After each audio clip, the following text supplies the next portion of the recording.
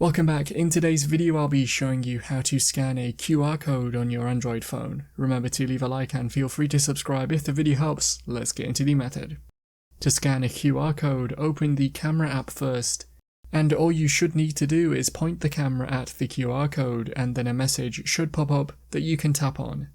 This will follow a link, for example, to the web page for the code. If this didn't work, open the camera settings, which you might be able to do by tapping on the cog icon on the screen, and then look for an option relating to QR codes. Make sure this is enabled, and then try scanning the code again. If for some reason the camera app won't let you scan a QR code at all, then head to the Play Store and search for QR code scanner, and there should be plenty of apps that you can choose from that will work. Install one and then scan the QR code. That's how to scan a QR code on your Android phone.